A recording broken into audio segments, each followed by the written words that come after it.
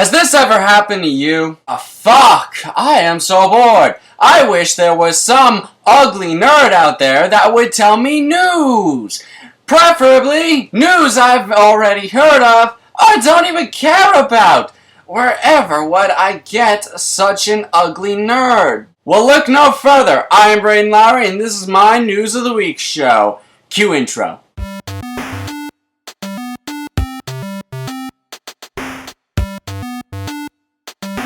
Friends, gamers, and nerds alike, I present to you Mario in 3D. That's right, there has recently been announced a 3D NES emulator that will extend an old 2D NES game to 3D. I almost put up 4 fingers because I can't count.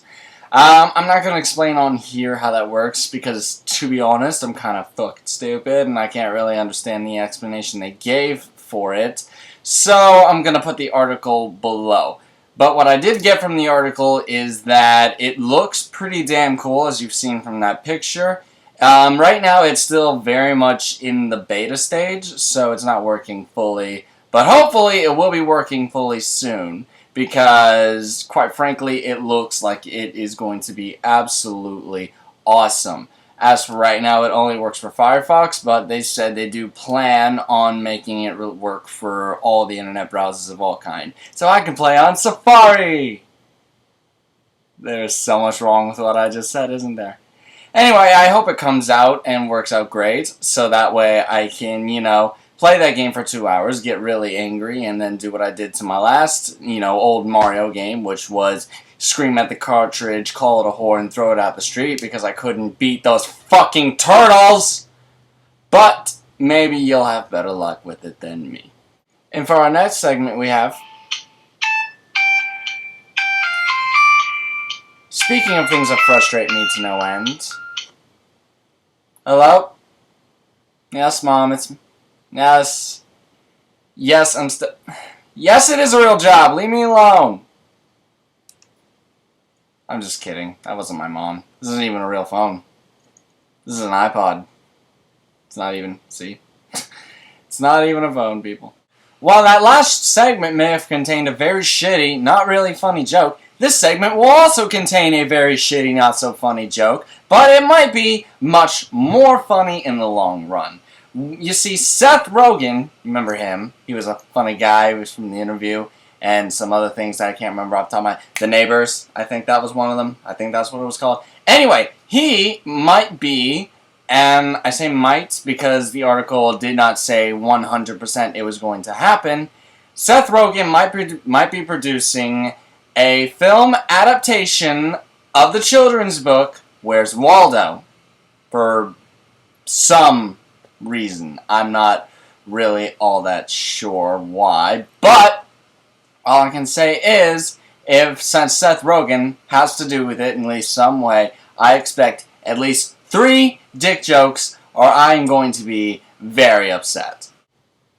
Finally, we have some da fuck news.